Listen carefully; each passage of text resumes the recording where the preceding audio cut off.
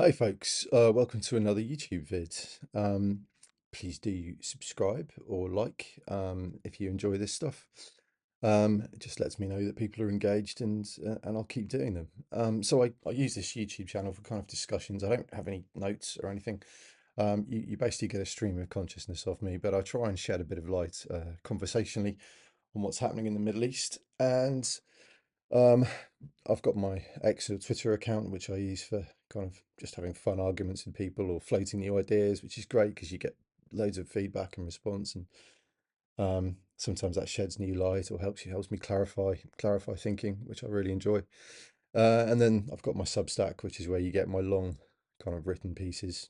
That's the only one I charge any money for because some of them do take hours to write, and I don't think it's unfair that I ask for just a little bit back if in return. But plenty of free stuff on there as well, so do have a look if you're interested.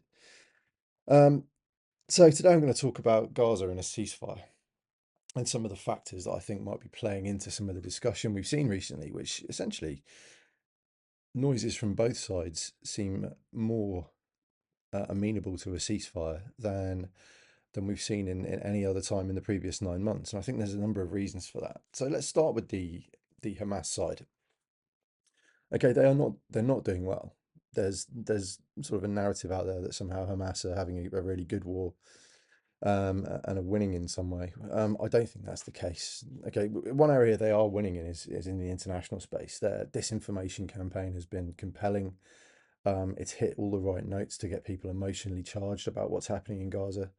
There's an entire industry dedicated to making sure that photos of dead children and grieving parents get maximum exposure worldwide to keep pushing Hamas's narrative. And the aim behind that has been to discredit Israel on the world stage and delegitimize the fight that they're undertaking in Gaza. And it's we've all seen the headlines, we've all seen the protest. It's been exceptionally successful. The other half of their argument has been to stay in charge. Like that's the other thing they want. First of all, they want to delegitimize Israel internationally, and secondly, they want to make sure that once the dust has settled and the war is over, they're still the ones ruling Gaza. And it's that's under threat at the moment because they've taken very significant losses in the Gaza Strip. Uh, Last February, we know they admitted to 6,000 dead fighters.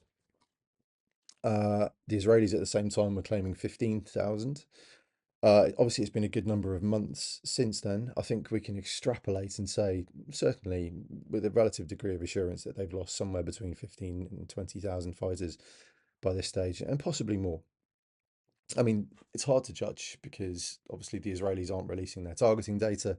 Hamas certainly aren't releasing uh, fatality statistics on their fighters, and it's always really important that even the numbers they are releasing through the Palestinian Ministry of Health, even those numbers, they're inclusive of Hamas fighters, and we don't know what proportion of fighters that total figure makes up.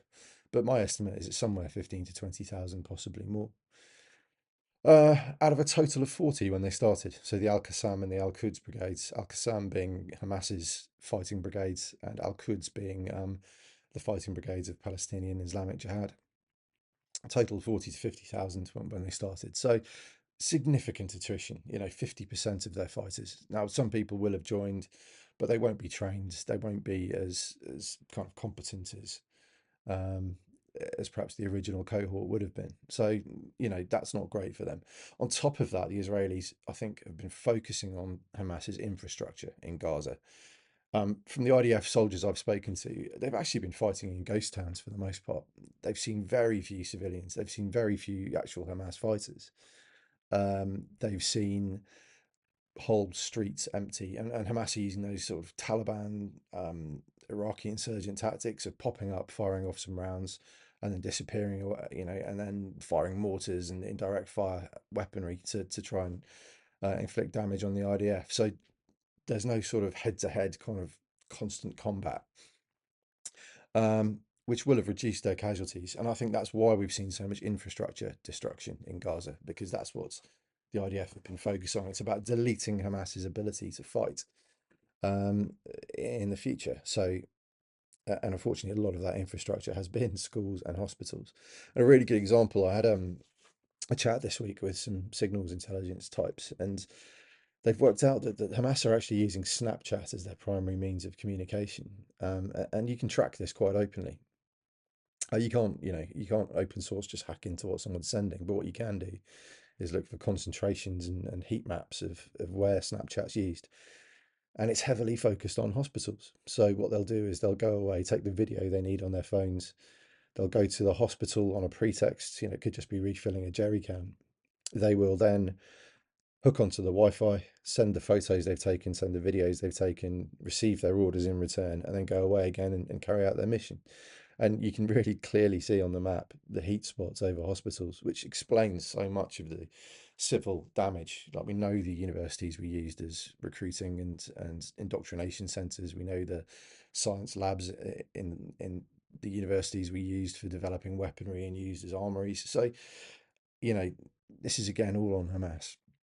But the Israelis have been heavily, putting attrition onto their infrastructure, and that's really, really going to hurt Hamas too, because that's where they fight from. If they don't have their armories, if they don't have their logistics bases, if they don't have their headquarters, then that makes fighting really challenging. So militarily, Hamas are feeling the squeeze. On top of that, there's lots of reporting that they're starting to lose control of the civil population as well. They've been controlling the aid. Now, there's rumours that they're doing that because we asked them to, or the West asked them to, or maybe Israel asked them to. I've not seen anything confirmed about that. It's all rumour. Um, the key point is, though, the aid is going in.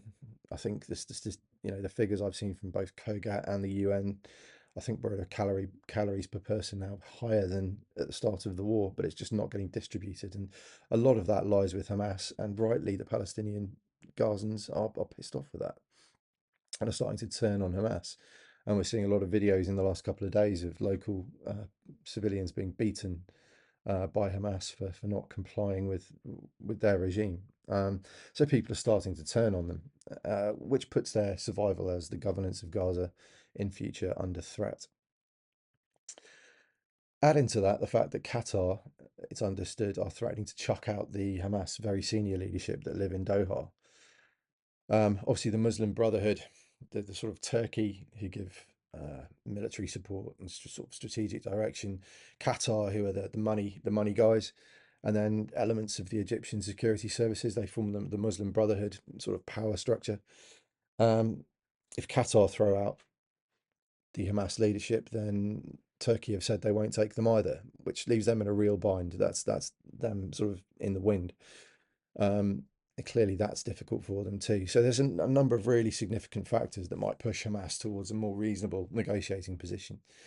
To remind you that previously they've just said that they'll only agree to a ceasefire if Israel withdraw completely from the Gaza Strip, if the ceasefire is permanent, and if Israel release thousands of Hamas prisoners from Israeli jails, which has clearly been unacceptable to the Israelis. Now, if Hamas are starting to think potentially they might lose the second half of their strategy, that strategy to stay in control in Gaza after the war, then there's a really good chance that some of those red lines might bend slightly. So we'll see how that plays out.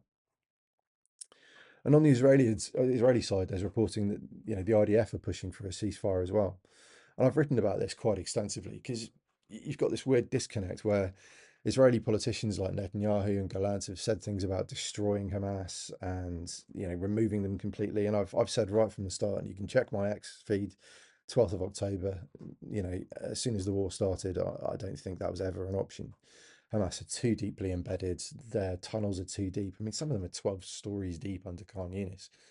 These are serious, serious bits of infrastructure that would take so many soldiers to clear that the Israelis just don't have a chance of it. So destroying Hamas completely is never really on the cards, but they can defeat them. They can, do what they're effectively doing. They can degrade their infrastructure, kill their commanders, heavily reduce their numbers of fighters, and they can seal the Gaza-Israel border off and make sure that doesn't happen.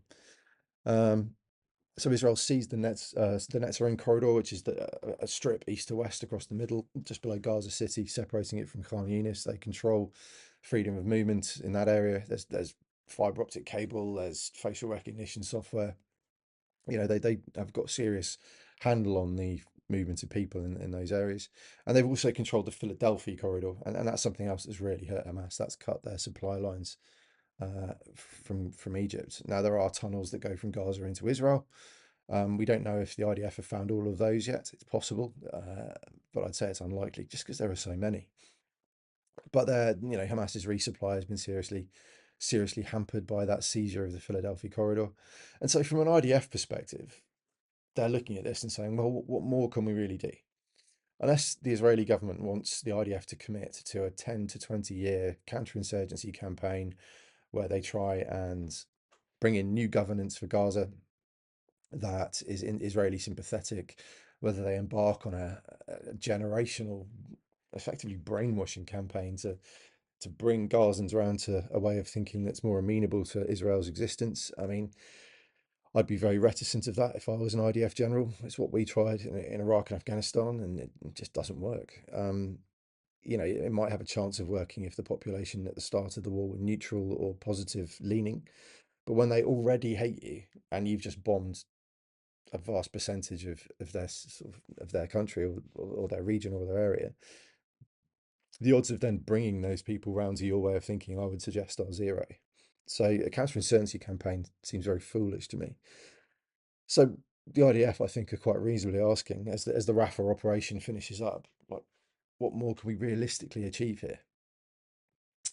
Um, and I think that's a very reasonable question within the bounds of what's possible. They've achieved pretty much everything they can. They've militarily defeated Hamas.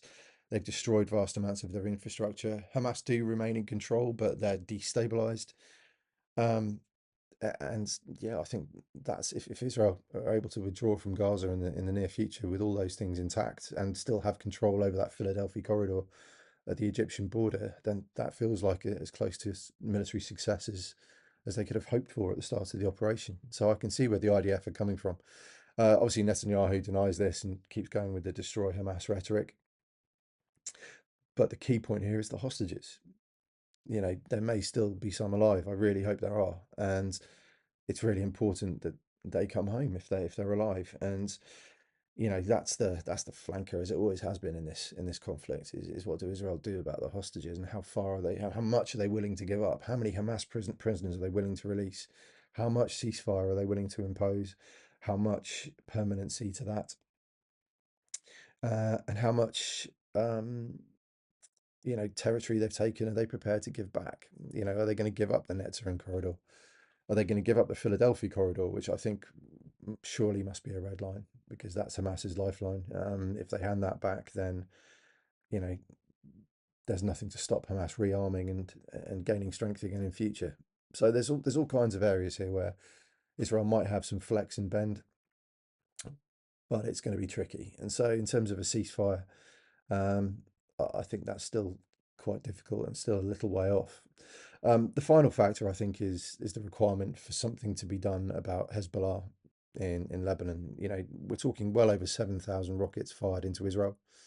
We're talking about 60 to 100,000 Israelis still internally displaced. We're talking about chunks of northern Israel on fire from downed Hezbollah rockets. So as the rockets fire, Iron Dome shoots them down, within Israel, but they start burning the countryside in that hot Middle Eastern summer.